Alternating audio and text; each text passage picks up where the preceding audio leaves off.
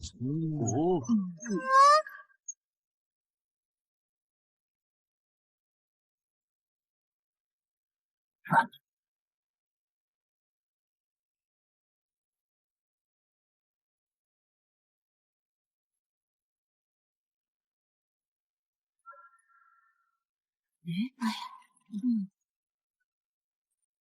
乖乖，想不到啊，想不到，5年前咱们在此遇到的小事件，后来竟然掀起了这生死两界的大浪。第一根头发的掉落，看似无足轻重，可一根一根掉下去，头皮就会露出。哎，这就是所谓的秃头效应吧。不过，这大清国的发型怕秃头吗？时间快到了，要不咱们行动起来！好光，老弟。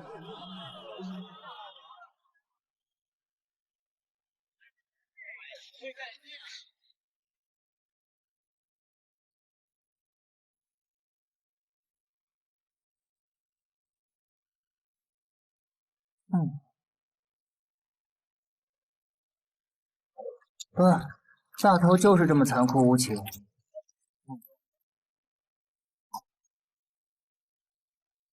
但了，受不了，那边也忒香了，差人。来，阿光，吃肉吃肉，好不容易回来了，咱们好好补补身子。啊，师姐，我的呢？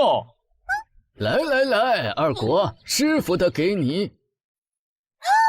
皇天后主呀，阿公在吃胡萝卜。不可能！你是谁？这是被夺舍了吗？啊，夺舍，真的？忙了，我去忙了。别呀，俺们逗你玩呢。假的呀！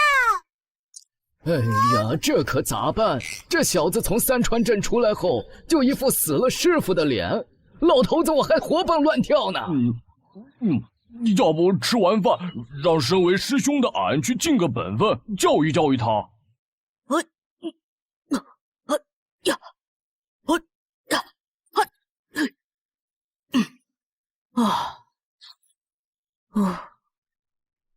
本来还想对江明子质问一番，不想他竟然这几天都没出现，也仅仅只能骂几句罢了。别闹，我现在专心修行。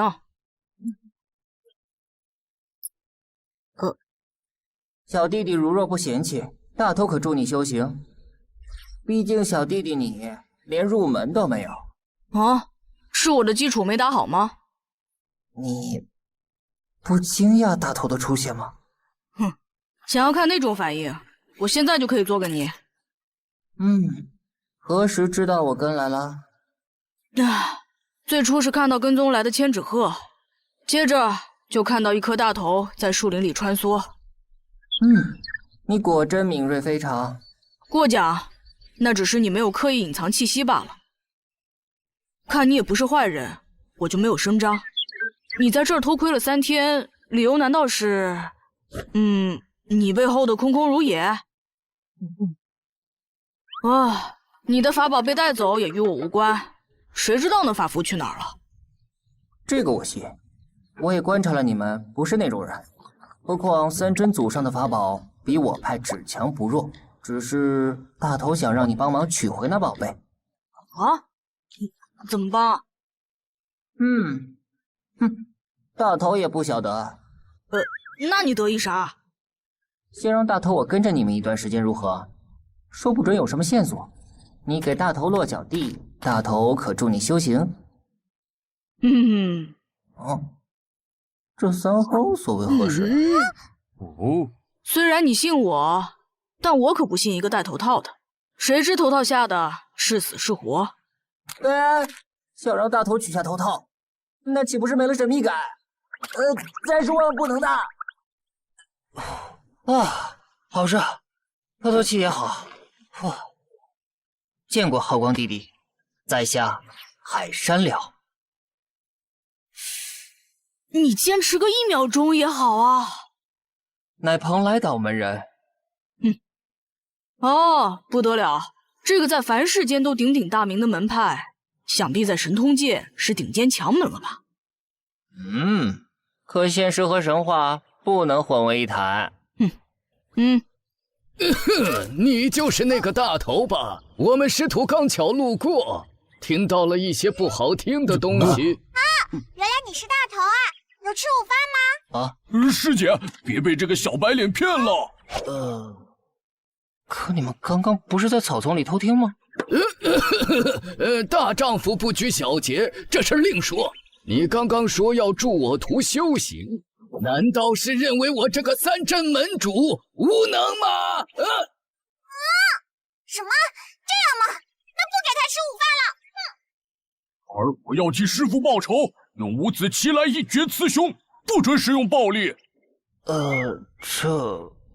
仗着自己是当今顶端门派的门人，就如此不把老朽放在眼里？我现在道歉还来得及吗？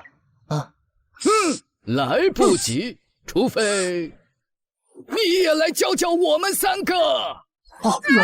乖乖。对，要带我们一起修行。你们是不是有那么一点厚颜无耻？是有点儿。师父，你到底想干啥呢？师父我对不住你们呀，把你们带到这个危险的世界来，但又教不出可以让你们无忧翱翔于这世间的神通。日后的险境越来越多，你们需要更深的修为，才有可能化险为夷。只要有人可助你们强大修为，怎么丢人都是大赚一笔呀！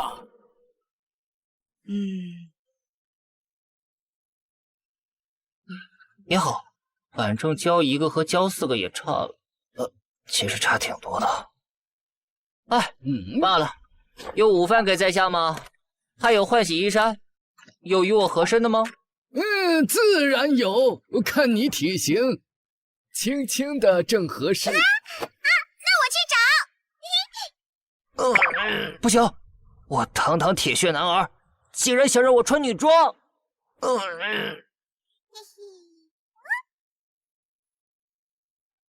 乖乖，海善良你可真精神。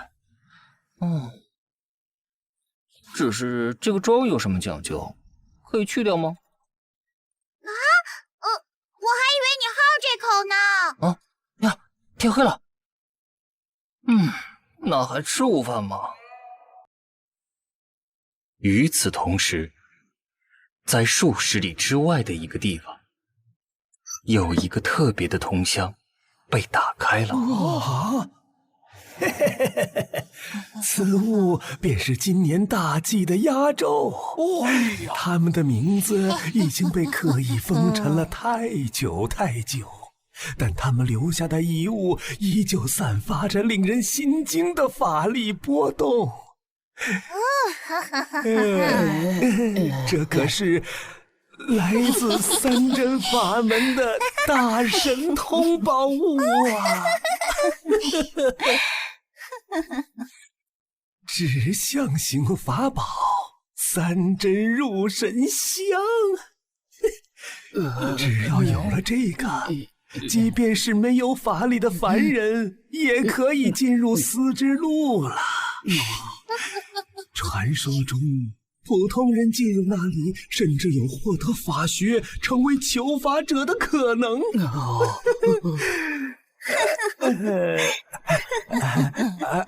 二位，报酬在下已经付了，二位为何还要在此盯着我们呢？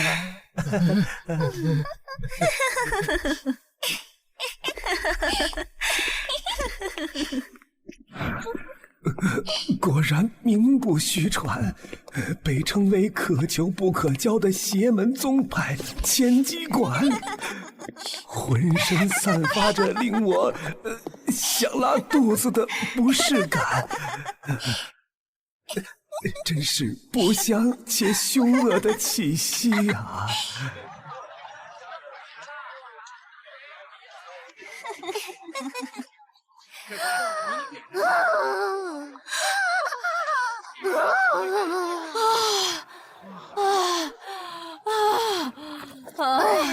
总算可以放松了。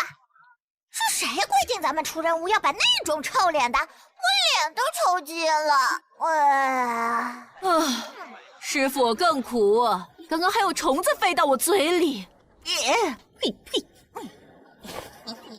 不过咱们这次可以大赚一笔，回去后馆主会赏咱们什么呢？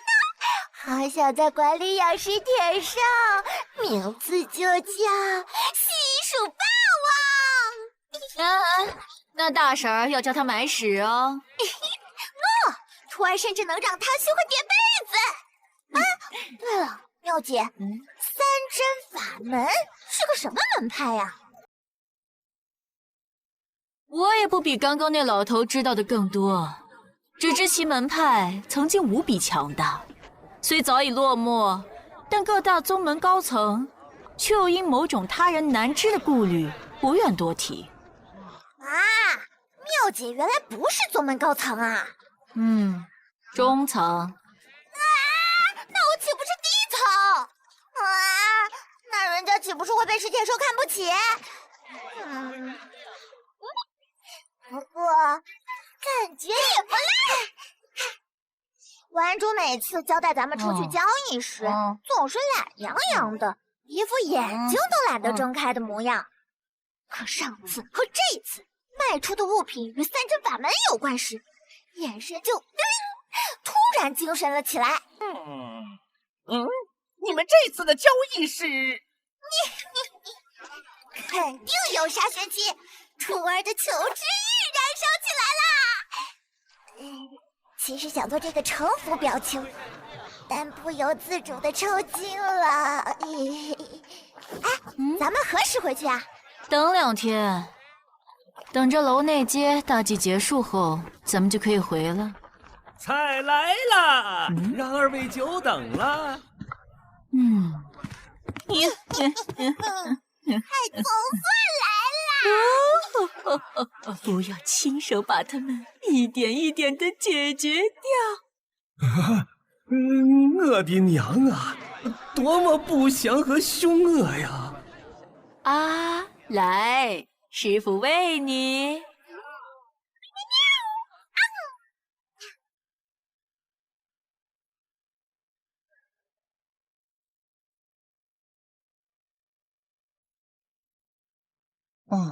好嘞，你们全力运转法力的气势我见识了，也对你们了解的更深入了。然后海山了提问，各位觉得法为何物？潜藏在少数人体内的一种力量。狭义上说是这样的，求法者与凡人的不同，就在诞生时就已存在，存在于元神之中，可以产生法力的103个法穴，每一个法穴最初都是关闭着的，只有通过各种修行，才可以将其打通并壮大，就如同挖掘出地下水的井，将水调出，用于各种劳作。只有可以熟练运用这103口井的人，才有资格称之为大神通者。他们是这人间的真正主宰，个个大家都是天崩地裂的主，分外扰民。这些我们都知道啊。吃野果吗？你们元神内大部分的井都还十分细小，未经过扩挖，甚至还有一个大部分是风井。休杀我也，把他们都带入瓶颈了。师傅，是我们太笨了。对，浩光是最笨的。之所以陷入瓶颈，主要是因为你们看不到瓶颈，不了解它。更何谈突破？现在海山了再问，你们可知广义的法为何物？门，与万物连结之门。没错，只不过我更喜欢称之为第二语言，一种与万物沟通的语言。高浩光，你的资质确实超群，可我有点懵，你之前身上存在的一丝仿若本命神通的气息，怎么没了？不愧是能令父亲如此在意的门派，果然是他亲生。消失的本命神通，我的好奇心也被勾引起来了。大头也注意到了，自从离开三川镇之后，我感觉自己体内少了什么东西，对符箓的理解又开始模糊，且没有头绪了。现在的我，纵使再次冒险，结果要么是滑稽的死掉，要么只能用出那法服冰山一角的神通。正因为如此，才必须更加努力。最近正事少干一些吧。第二语言那是啥？我只会用我们那的方言。果然，你们是跳过了基础，直接修习符宝身的。唉，头大头，我这样敢讲无声效率。我查过了，距此几十里的一个小镇，最近有求法者集会，那里有让你们亲身体验的机会。对的，神通者游玩录上写的是双楼镇的楼中街，明早出发。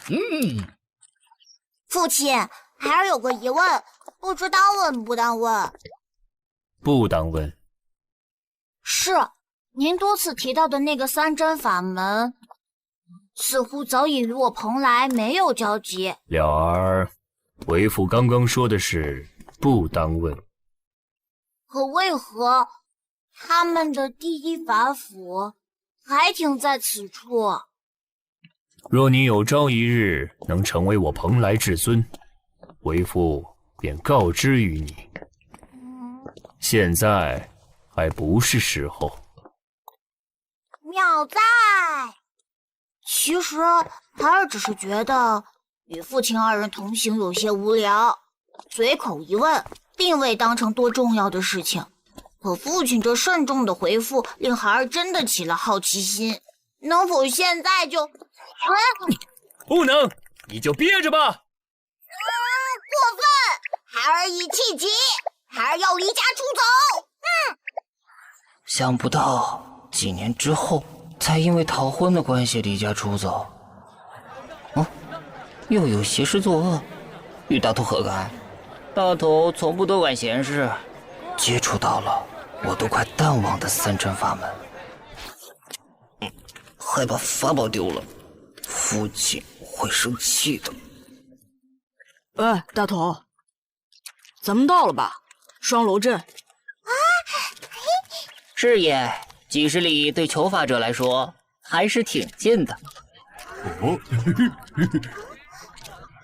这里真的会有许多求法者出没，依我看，就是个随处可见的凡人城镇啊！谁说求法者一定要扮成隐士高人姿态？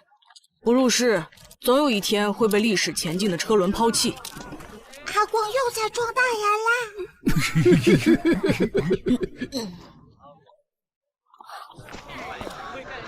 是这里了，楼中街。街内都是一些专门做求法者生意的店铺。哎呦，第一次知道还有这种地方。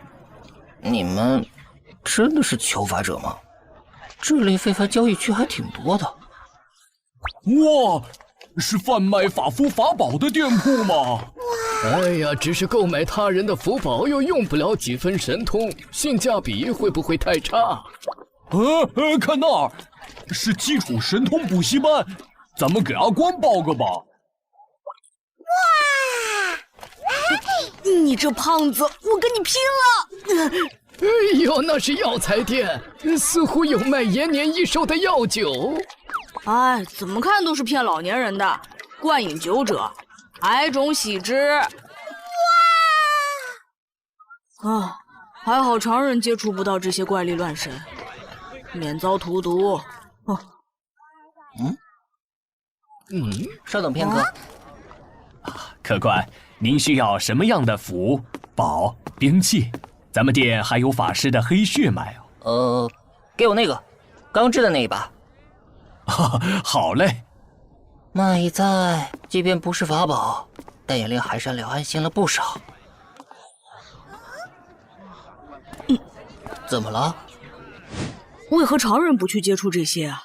这街上明明有许多常人，可他们似乎对这些，对这个求法世界无甚兴趣，也无甚了解的样子，当真诡异。你们注意到大门的红石没？是法宝，障念石。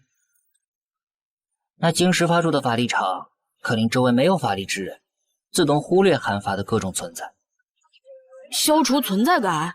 是也。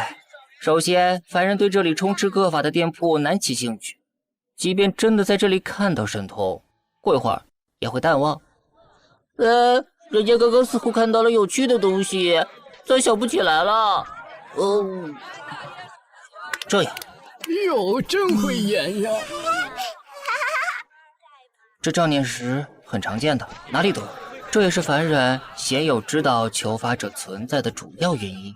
各大门派也会派持有此物的门人去有过斗法的地方，清除凡人对超凡事件的印象。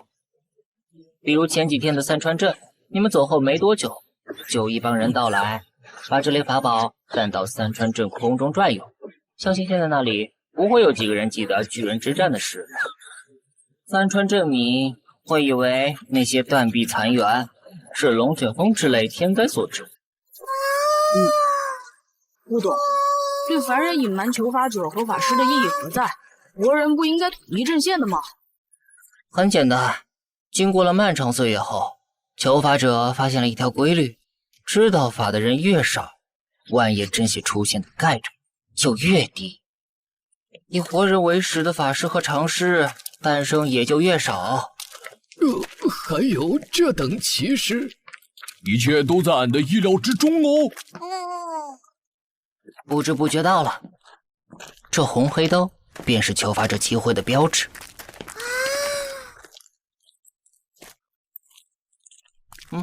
他们大概率会打开丝之路，咱们跟着进去瞅瞅，你们也好看一看法真正的模样。展示神通便可进入，凡人需要入门令。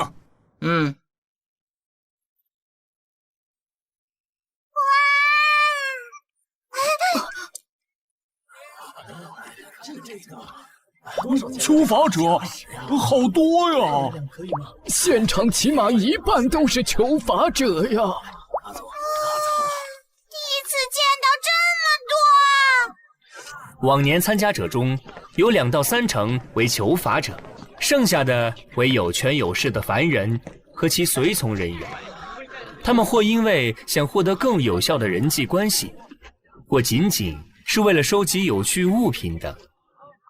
而此地所交易的，除了自己炼制的符宝外，还有用闲暇时间做的物品。神通不大，难称法宝，大多也没有过分杀伤力。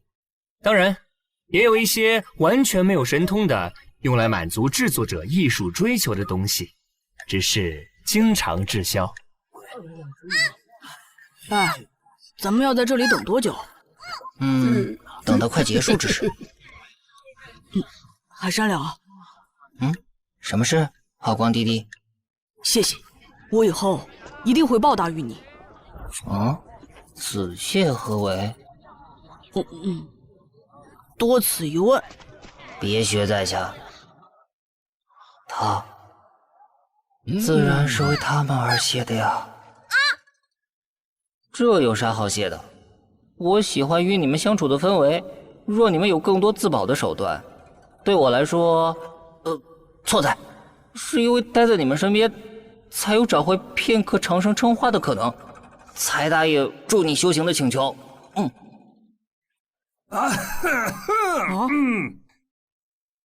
劳烦各位看向这里，在下乃楼中街主事陈峰。最近新得一件宝物，想让各位贵客先看上一看。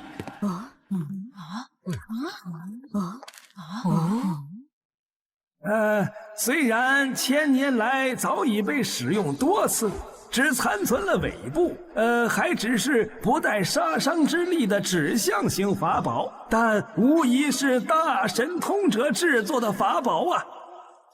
哇，还不得了，快给咱们瞅瞅！大神通法宝，此言非虚。哟，老子还从未见过这种稀罕玩意儿！在下正要一试。各位且看！哇！老天爷！哎呦！果然与众不同。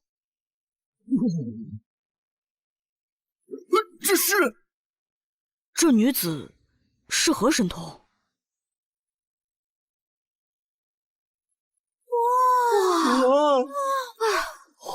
果真是个闭月羞花的仙女。是啊。天哪！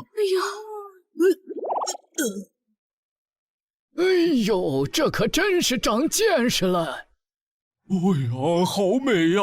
想必制作者也是按着心上人的模样做的。这仙女形象正气凛然，师傅敢保证，此人当年定是个救万民于水火的圣女。哇，不愧是师傅！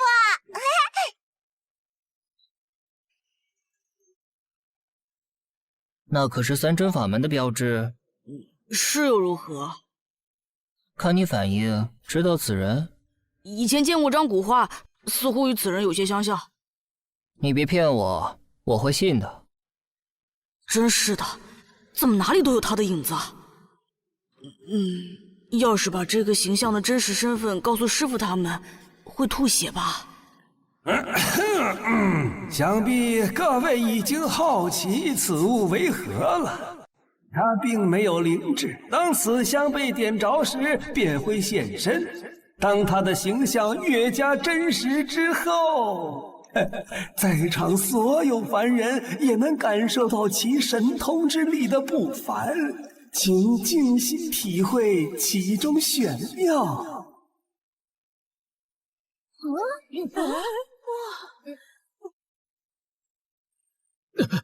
这些丝线，凡人看不到吗？都不躲的。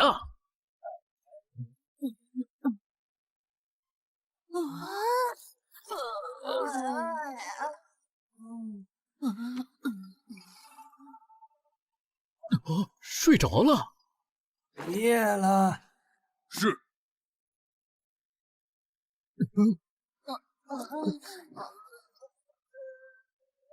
刚才莫非是梦？在梦中，咱们见到了彼此。那梦中的世界，有意思，真有意思，还想再试一试。哎，陈峰，别卖关子！刚刚难道就是求法者才能进入的丝之路吗？确实跟传闻的一模一样啊！原来如此，他们刚刚被带入了丝之路，可丝之路不是给求法者用的吗？凡人意识入境了也没意义。哎，好，咱开门见山。传说凡人进入丝之路静修后，也有可能学得神通啊！在现场的求法者，各位咱不必凑这个热闹，但在场的其他凡人若有兴趣，不妨跟在下去往右门，咱们商量下价格，人人出资，人人静修。别说我老陈不仗义，我也是花了不少家底才购来此宝啊！若各位有意，且跟我来。有意思啊！说不准待会儿咱们会在里头碰到他们。对，切，这些区区凡人，还妄想登上大道。行吧，咱们去左门。丝之路通往法宝也在那里，你们那些卖不掉的也带过去吧。成，走，跟过去。走吧，看看这次结果如何。不知道是否又白跑了一趟。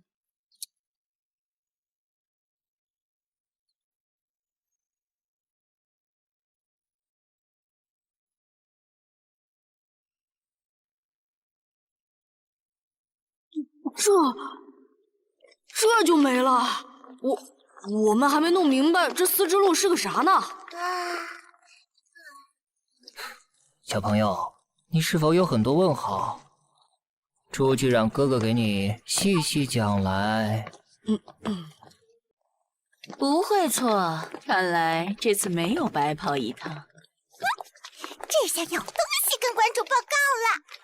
目标为2个。大圣早就准备好了。一个是他，而另一个是这个孩子。在命运面前，众生平等，即便是小孩，也必须抹除。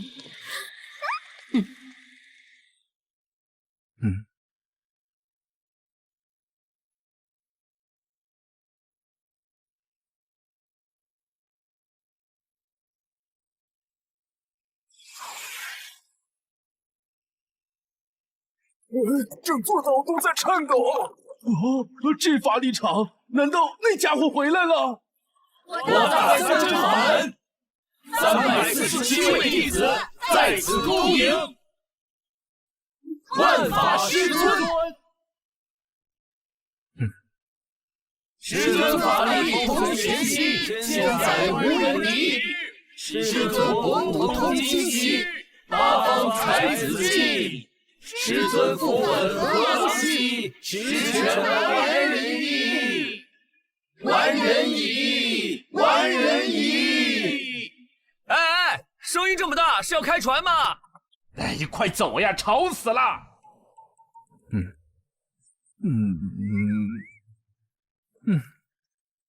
以后别这样，本仙君喜好低调。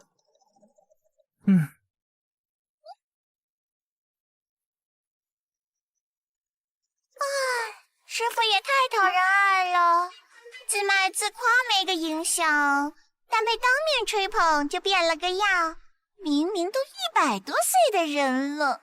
哎呀，江童，你在玩火！我俩还有我们的徒弟都是被你怂恿的。师傅刚若是气了，你猜会怎么着？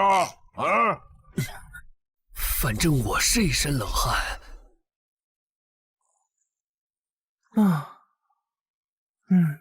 不知道浩光那边怎么样了？待童月令的法力恢复后，再去弄他一弄。师傅，徒儿拿了鲜花来，用不用徒儿帮您加上？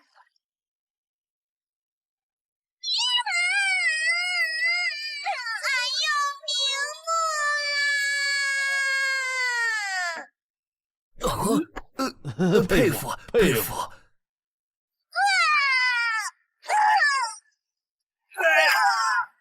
哎呀，太过分了！这三真法门老是要人清修，岛主怎么还不赶他们走啊？哎呦，不愧是师傅，毫不留情。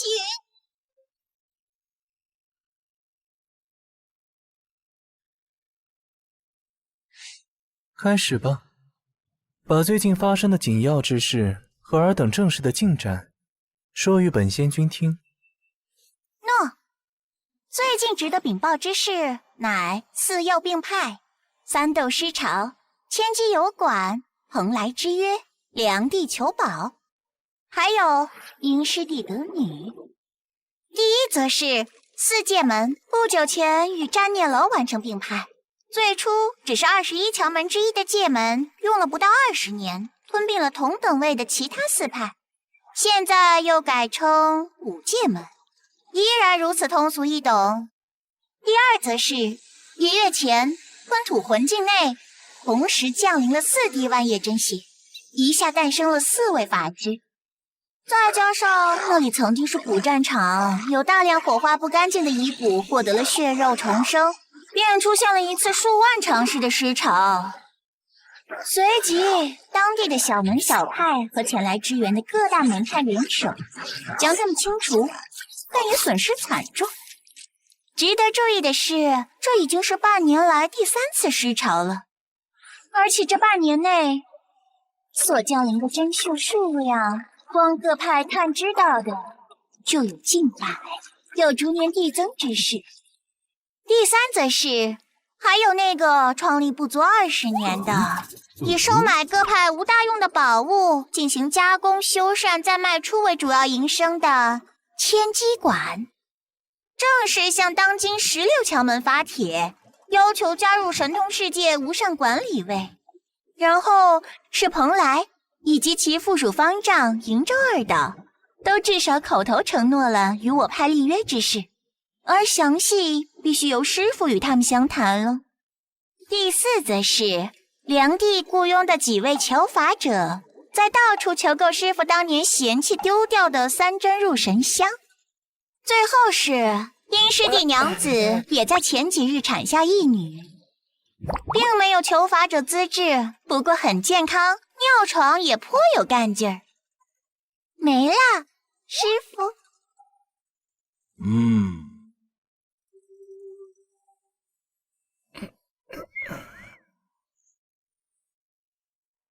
名字，兴国。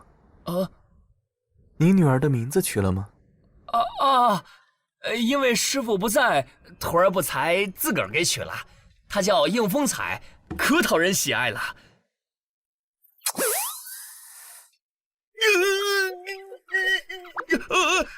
外号，我女儿外号还没取，劳烦师傅帮忙起个外号。起外号？哼，目无尊长，真想把你胆子挖出来，看看是否变大了。师傅手下留情。兴国，你20有8，对吧？是。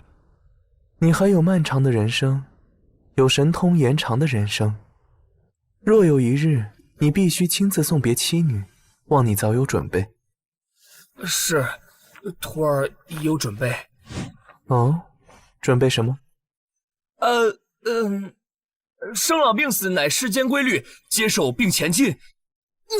哼，说什么空话呢？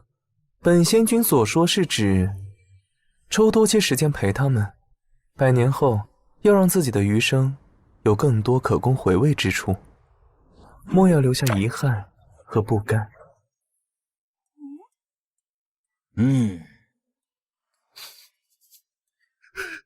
谨遵师命。有这样的师傅，我应兴国上辈子一定是救过。哦，对了，你女儿的外号就叫做呆爹吧？救过江洋大盗。正事呢？老二在，有蓬莱岛主相助，我等3人推演，可以确定，下次万叶诗仙降临，会是5年之后。与万叶诗仙的对决，史上第27次因果之战，5年后便会到来。哼，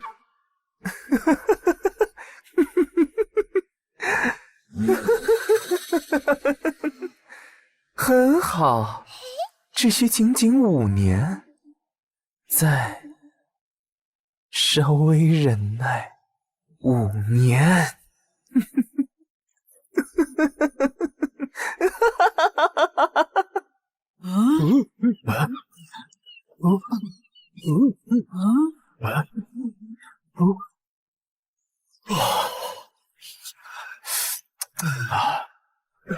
怎么？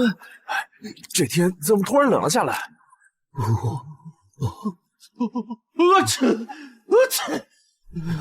咋回事啊？变天了！哎呦，真见鬼了！这是在打招呼，还是如此没有礼数啊，江明子。派如此无礼，还善了答应请求助你们修行，也算是半个先生。可你们竟然趁我小姐时把点的菜都吃光了，岂有此理！岂有此理！罪该万死，先生恕罪，一时忍不住，再点吧。妈。士可杀不可辱。我的面还没动，快说正事。哎，你好歹坚持个1秒钟也好啊。今儿我只是佯装生气李维了，教授于人至少要有威信。所以，丝之路是个啥？简单点说，那里是梦之藏经阁，无能求法者。你说谁呢？用意识进行学习之地。各位睡醒时会记得最后一个梦吧，可别把那里的细节给忘了。当时咱们入了深处的房间，不是看到了个琉璃球吗？我让你们运转起法力，这样便会将球勾引。海山了勾引这次用的如何？别废话，快点儿。那球乃法宝，白发丝印球。之后你们也感受到了，啾的一下，咱们的意识被抽出来了。或者用其他称呼，灵魂、元神。然后通过那个丝引珠，去到了那个由多位大神通者一同打造的非真非实之间。103道丝之路。对呀，跟法学数量一样，有103个可以进入此地的白发丝引珠。对，没错，那个长得跟藏经阁似的，就是藏经阁。对，进去吧。于是咱们滑着就进去啦。海山了，你这是在说书吗？前情提要嘛，说不准你们忘了呢。理念对不太行的求法者来说，也算是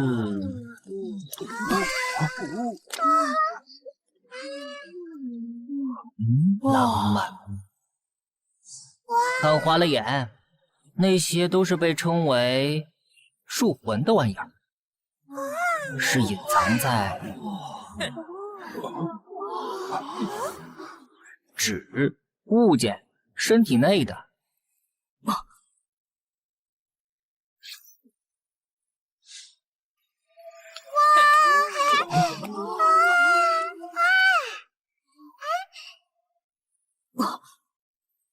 术法的本质。嘿嘿。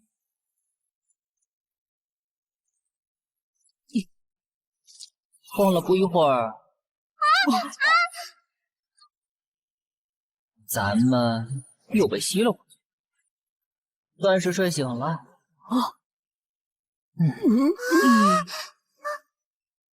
只是灵魂出体会导致肉身疲劳，对于神通不足之辈，甚至会导致生机流失，阳寿缩减。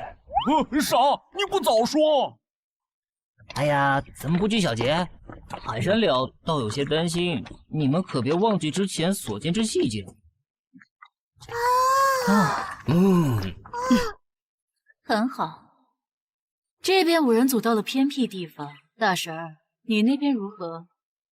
乐姐，我也跟着那凶煞脸到了偏僻郊外，只是有些不明白。你说，咱们确实进入丝之路后，立刻由秘书发现那种异光。那2人有异光环绕，自然是馆主多次命令，见到就必须抹除之辈。从丝之路出来之后，也确定了分别跟踪2人到了偏僻地方，再各自下手的方案。妙姐跟踪那小孩一伙，我儿跟踪那凶煞脸一伙。是这样没错。可现在咱们俩咋跟踪到了一条路上了？哎呀，大神儿真是笨得可爱呀！算了，不管了，咱们背后偷袭凶煞脸一伙儿吧。不得自然是不讲的。上！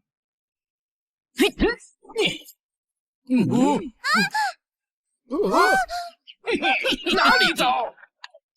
刚才在丝之路里，老子看到那个小子有大神通宝物的树魂，快把宝物交出来，不然就叫你们求生不！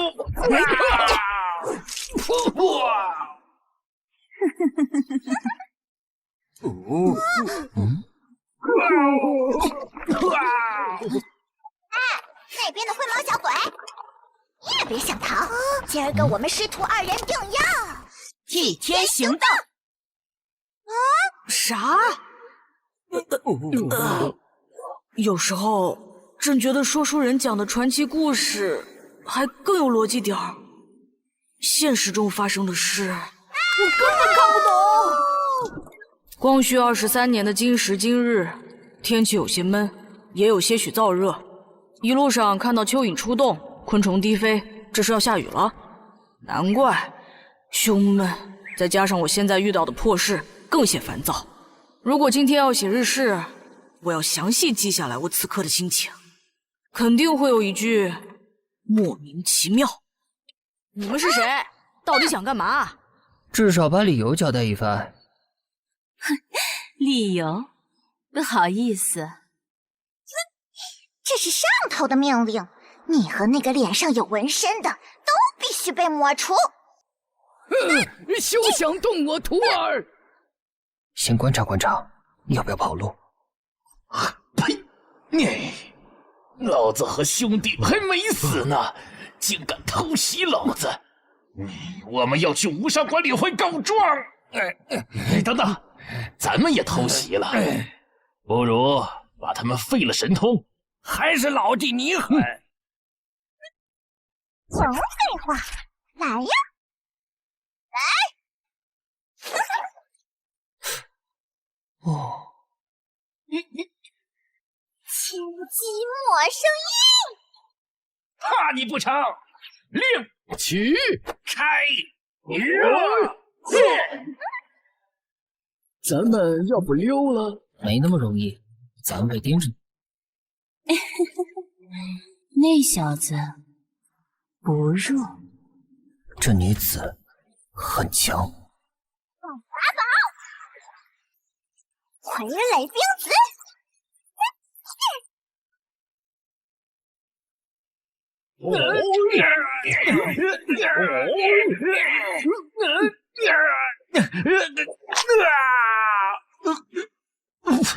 竟敢伤我法身！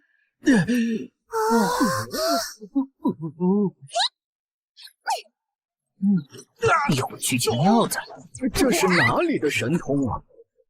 是千机馆的人啊！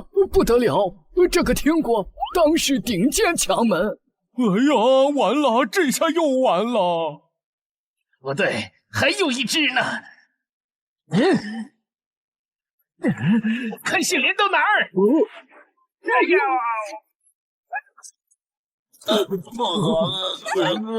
大碗，来干上！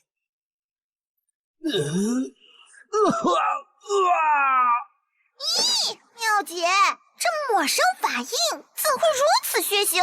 咱们是不是太残忍了些呀？啊？怕了吧？亲，怕就对了。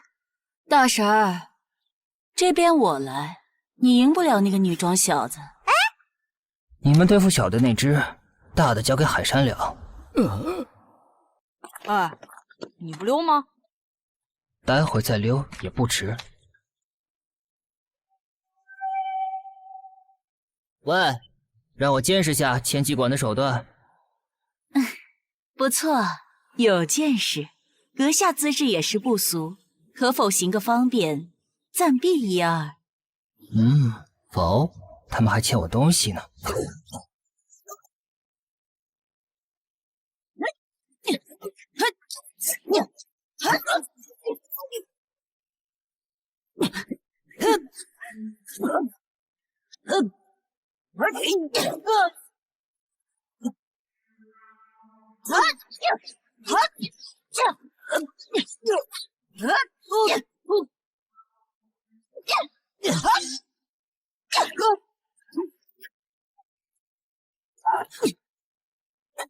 咱们是否过分了些？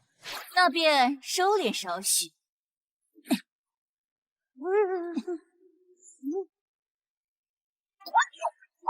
让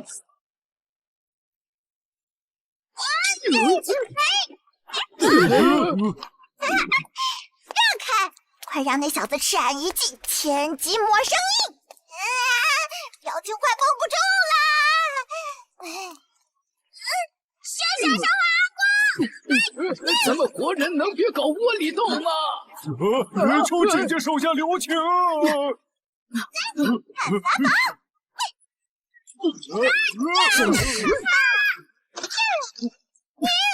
这帮莫名其妙的敌人，怎么就不能等我变强后再出现？就我现在这样，到底有啥用？那个王八仙君又失踪了，这同月令怎么不见了？再等等啊！啊！你们看不到同月令施展的神通，只能这样了。哎呀，难以置信呐！不过，我也好想亲眼看看1000多年后的徒子徒孙。王八仙君，哎，师傅画给你们就是，跟亲眼看见的一模一样。行了，且看，这便是那个蠢蛋传人，灰仔。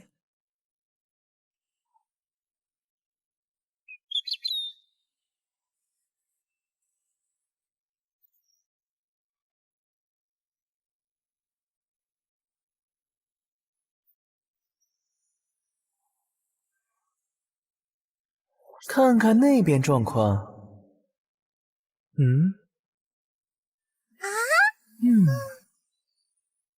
要指导其修行吗？省事儿了。你们来的正好，也该知会一下尔等。你们看不到同月令施展的神通，只能这样了。真难以置信。不过，我也好想亲眼看看1000多年后的徒子徒孙。行了，且看，这便是那蠢蛋传人。看起来颇为蠢笨，一副我大三真法门要完蛋的面相。确实，真令人发愁。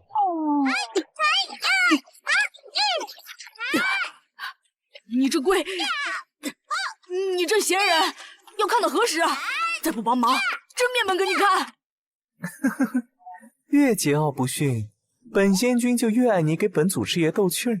来一个鬼脸如何？从咱们的视角，师傅自言自语的样子有些吓人。师傅怎样都讨人喜爱。到底是小灰仔，你现在未到需要本仙君出手的地步。有意思，你没发现吗？你手中之符，阻碍树魂法力流转的杂质消失了。看来那个蓬莱小辈还真帮到了些许小忙。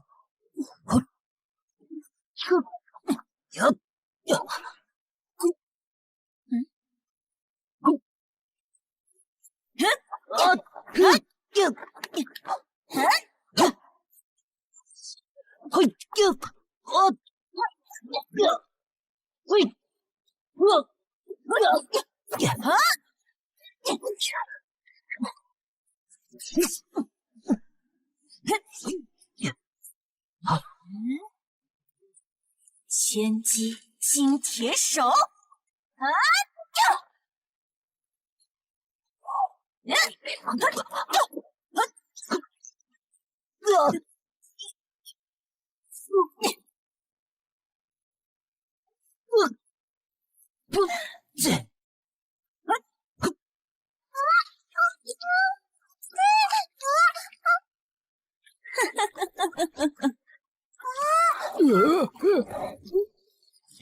这铁橙花不顶用呀！真不知那法宝橙花去哪儿鬼混了。行吧，那就让你见识下我蓬莱的手段。上！哦。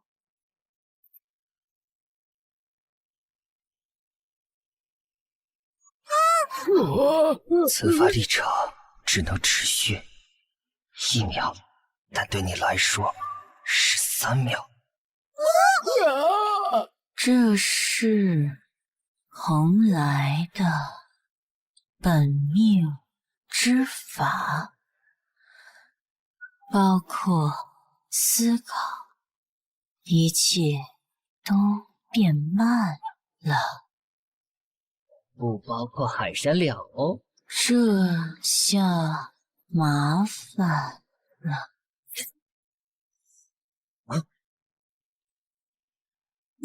可惜只是小麻烦，这种程度的万物凝滞，也不过是在百米水下跳胡旋舞的程度。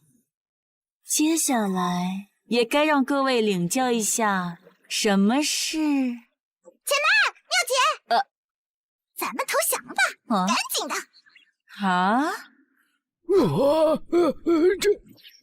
师傅耳背了，把全力以赴听成了投降。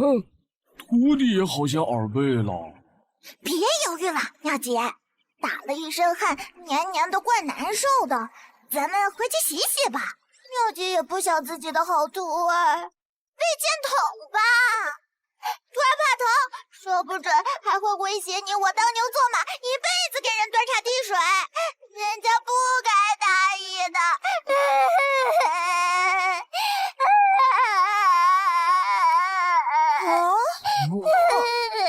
为何接触到的人一个个都那么离谱？你们能不能别教坏小孩？我想在健康的环境里成长。看来那个蓬莱小辈还真帮到了些许小忙。你是说我已经突破瓶颈了？是也，别得意，也不是什么大不了的事。怎么会知道海山了的门派？看来是偷偷使用过同月令进行过偷窥，恐怕还不止一次。不过我确实脑中更清晰了，符纸或者物件本身只是平凡的载体，求法者只不过是借用这些个载体，用法这种力量铸刻能产生各种奇迹的图案，完成之后变成了树魂。法力越精纯，并且刻下的图案越精确，所产生的奇迹越强大。曾经习得的一切，脑中已经可以将其连为一体，感受身体与符箓联系中所有可能造成阻碍的错误镌刻，再将其修正，将半成品完成，这才有资格称之为神通。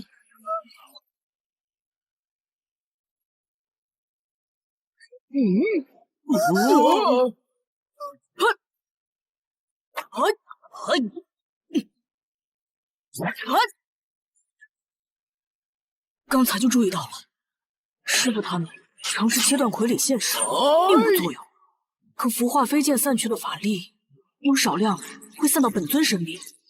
很简单，那东西外人也可以借用一二。轻敌永远是所有存在的弱点，虽然威力变弱了许多，真的能破掉他的法身吗？还好他看起来很怕疼的样子。阿光，你能用术法了？师傅，看来咱们没听错。呀，真不赖呀，臭小子。阿光变强了，那我就不怪大头能画我衣服啦。那我把刚才的话再重新说一遍，你们是谁？到底想？我是千机管虎大神，小神通学位，法宝专精，法符次之，法身再次之。现年16岁，喜爱毛茸茸的动物，信条是投降可耻，但活下去可以雪耻，所以生命更重要。人家是千机管精妙，众神通学位，法符专精，法身次之，法宝再次之，爱好是养虎大神，目标是将其培养成一个坚强独立的大神通者。虽然很艰难，但我干劲儿满满。至于你想让我们把理由交代一番，自然是不能的。但贵主也说过，其实这事外界知道的也不少，所以说下也无妨。灰毛小鬼，你跟那个凶煞脸离魂出窍时，我们在四之路内看到你们身上有不祥气息的异光缠身。这类人必须要用千机抹生印进行抹除准备，留下一个只有千机管才能看到的记号，根本不会被抹杀，也不会受伤。刚刚那凶煞脸吐血，怕是被石头砸了，引发了自己本来就烧饼与我的无关，说不定早醒了便回家吃酒呢。哎呀，这么说有些口渴。够了够了，我先消化下。我怎么还没交代完呢？哎呀，头好疼，发生了啥？哎呦呦，哎呀，我们在哪儿？哎，不知道啊。我们是要干啥？不知道啊。我们是谁？不知道啊。这样啊，我说咋没感受到杀气？这一路打下来，半点紧张感都没有。师傅，谁知他们所说真假？小心有诈。你留这么长头发，打理起来困难吗？我可以摸摸吗？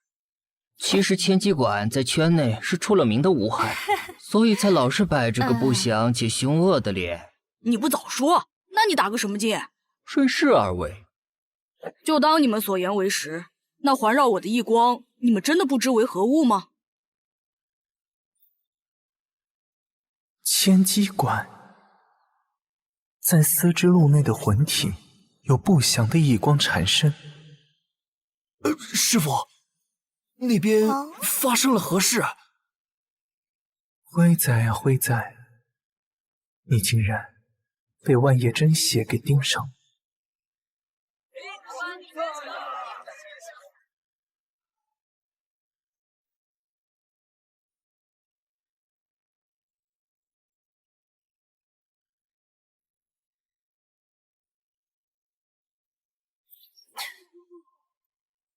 那万叶真血除了目标之外，没有存在可以触碰得到。他已经去往目标处了。木头姑娘，把目标位置再定位下。呸！机灵如洒家，瞅起来像你娘亲，为何要听你命令？还有，谁让你叫洒家木头的？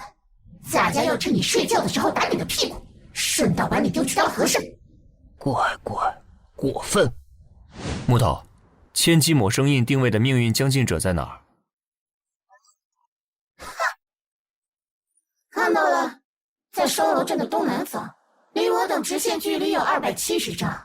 万叶真血已经出现在他头顶了。乖乖，非常过分！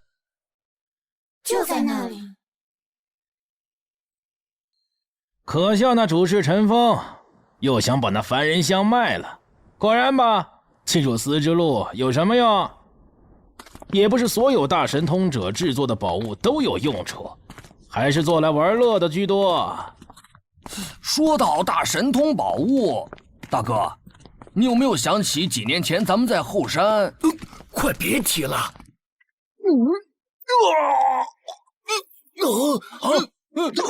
大哥，糟，是救急，快去找个大夫。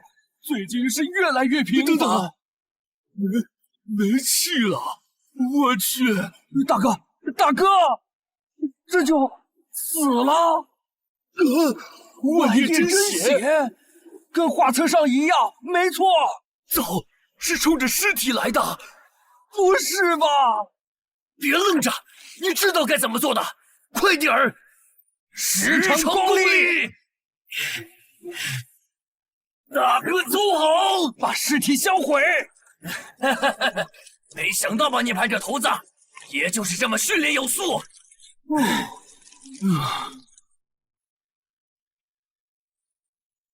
没用的，秃头二人组因果定数早已存在，即便把那个化为虚无都没有。闪开！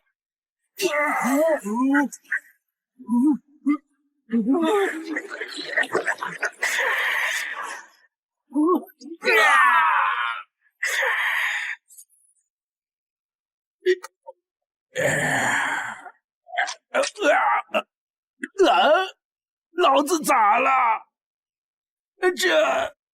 老子咋变法师了？怎么还把兄弟给……这可如何是好？怎么能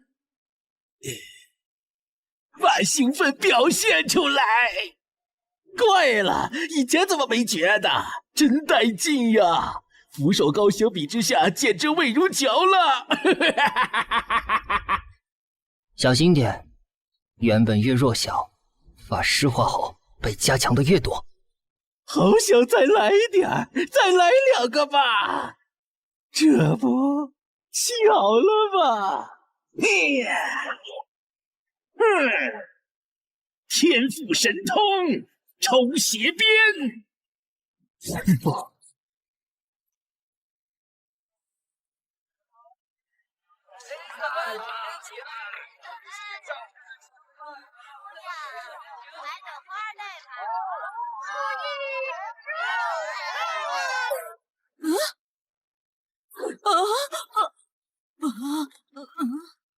老子想起来了，你就是5年前那个小……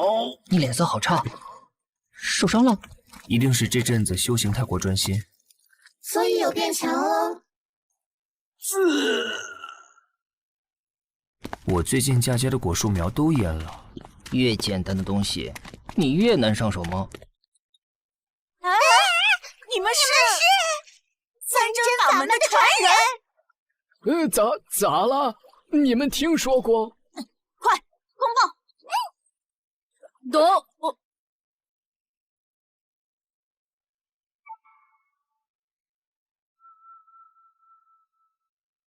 机灵如洒家想见见他们。恭迎千机之主。通过传念符直接把意识传了过来，这是何等的神通！他们都是三真传人，还有1名蓬莱弟子。看来你便是老海的第7子。你的双瞳便是证明，你死后尸体能卖于洒家吗？洒家现在就可先预付代价。不了，晚辈死后会令人把尸体丢进太阳，那多浪费。不想事事关注的羽毛。好诡异的神通啊！原来萧也会说人话，不过我还是想养8哥。小崽子，你姓甚名谁？程咬金。差不多了，精妙，继续吧。遵命。怎么回事？用这种大神通，只为了看看咱们？那我们是不是可以走了？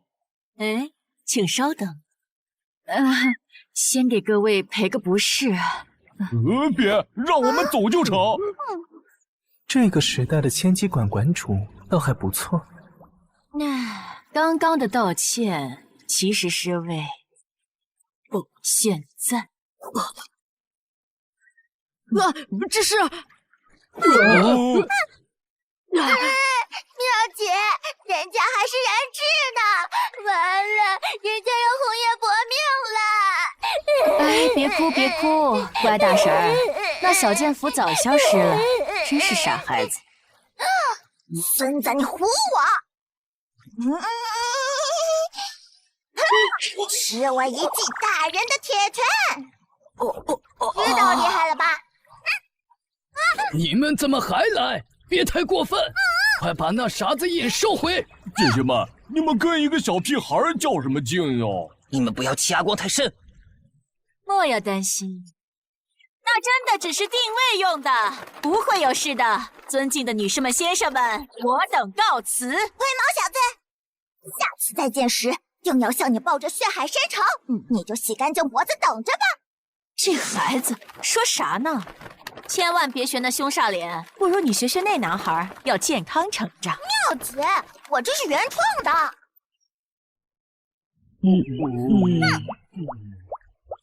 千金抹生印，我曾听父亲讲过，他们所言非虚。真的？那2人的行为着实怪异。那个戴帽子的女子应该还具有本命神通。她若要对我们有杀意，你们一个都跑不了。但是我对自己的逃跑本领还是自信的。他的神通甚至还在三川镇遇到的那个法师之上。所以你们，这是什么讲究？那时的赵岩只有他巅峰时神通的23%，召来血身也最多5%-6%，怎可能会输他？好，好，好，还是浩光小弟你对，海山了错了。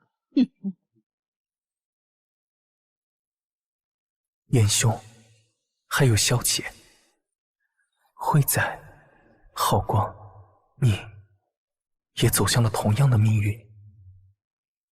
如果在你死前，我等无法终结万叶争血的源头，本仙君只能亲手将你。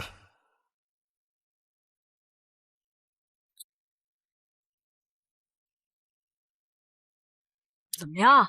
我刚才的表现？马马虎虎，勉强能看。下雨了。海山柳有伞。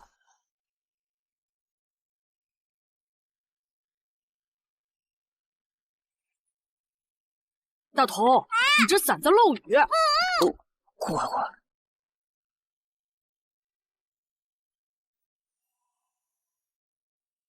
师傅，刚刚那杀气是怎么回事？对面不是我派传人吗？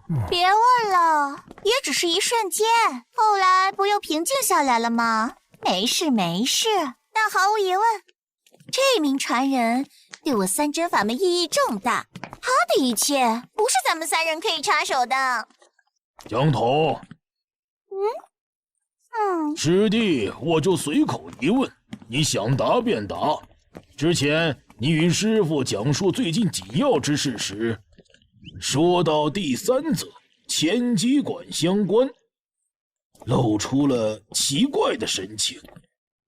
你认识千机馆主对吧？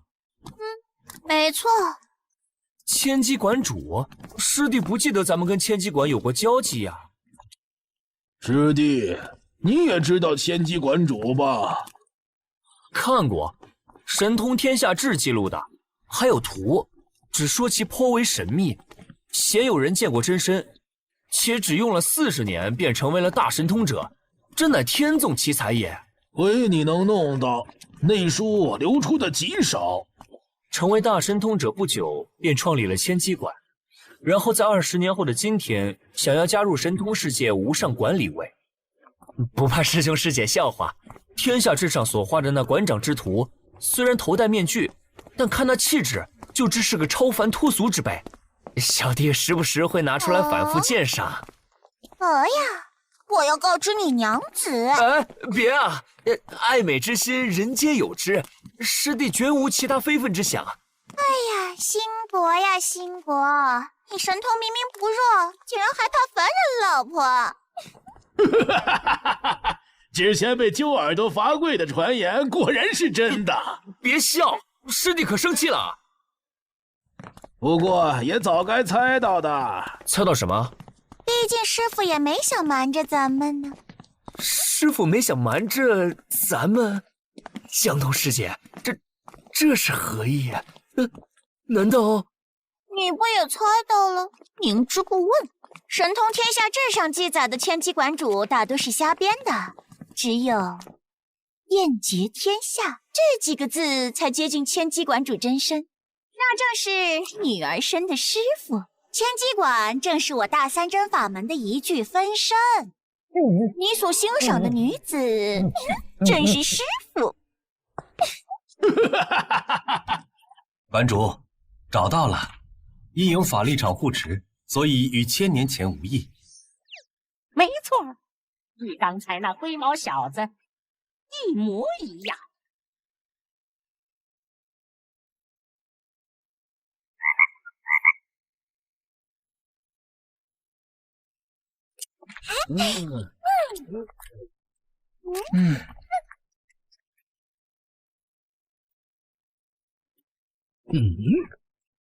好小子，这就顿悟了。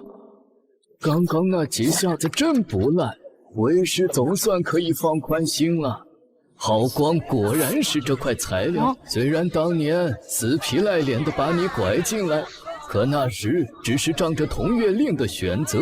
为师我没有半分信心可以教出一个同月令承认的三真传人。师傅的手艺寒碜呀，得亏你爹娘看得开，他们要真拼命拒绝，为师可真不知该如何是好。儿子，娘之前看到了，这先生是有真本事的，学了大赚，不学血亏。别呀，婆娘，小光不是要学？闭嘴！可学这个能混饭吃吗？我娘来接我。是亲娘吧？师傅从不对你的资质有过任何怀疑，愁得睡不着的原因只是担忧自己的愚钝会误了你，毁了离去同门的寄托。还好，竟然真的看到了那一天，为师这辈子必然大赚。这臭小子，你总算跟上师兄的步子了，但你还差个10万8千里。就算万一你日后超越了俺，至少俺还是你师兄。偶尔不小心，师兄还是有点妒忌你的。从你入门那天起，师父和师姐，甚至连同月令这死物，都对你抱有期待。师兄我可从未感受到过，而你小子又对修习神通兴趣平平，反而更令俺不爽。俺不晓得你能不能复兴咱们三真法门，但至少俺能看出来，与师兄不同，你不会因为遇到这些而想过退却。你有着大人也少见的决意。师兄是不行了，幸亏师兄不止英俊，还有家业可以继承。可不论日后师兄在哪儿，都一定会盯着你丫的，可别辜负了你这浩光二字。阿光，好像有些不一样了。以前是这样的，现在是这样的。对，是瘦了。我要去打头眼珠给阿光补补。你们怎么走得慢悠悠的？天要黑了，快跟上！不孝徒，不要催老年人的腿脚。我们会有跟不上的时候，可是啊，但不是现在。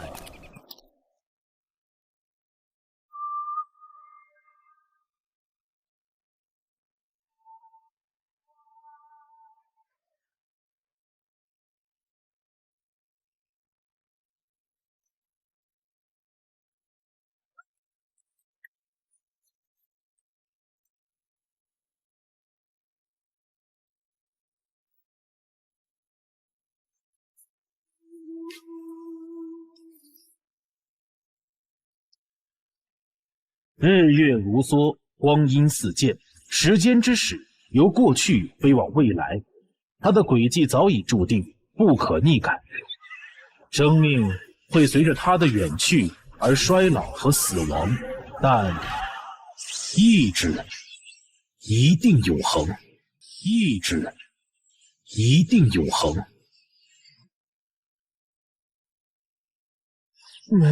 没什么好怕的。一起跳下去，希望咱们下辈子还能在一起。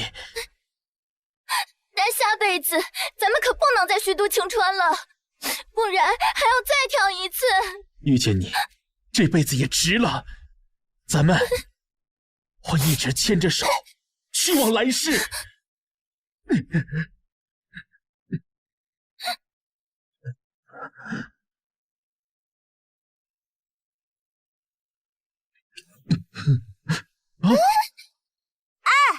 你们别停，就当我们是空气就好啦。在场的也没有未成年，你们继续。你在说什么啊，师姐？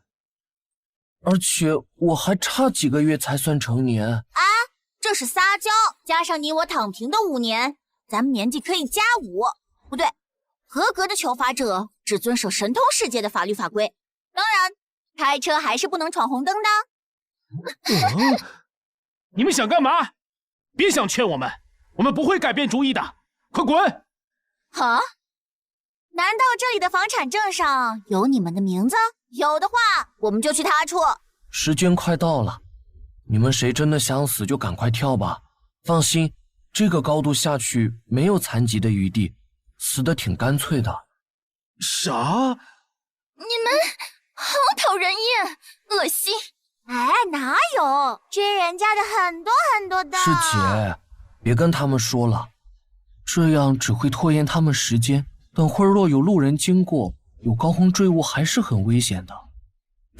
算了，大东，今天也没心情了，咱们再回去想一想，或者明天再换个地方。人一犹豫就会后悔。大东，老婆，别想了，别让我一个人去死。不是，从头来过也可以呀。没有机会了，去往来世吧。哎，什么前世来世的，这不过是凡人自我安慰的设定罢了。去吧。嗯。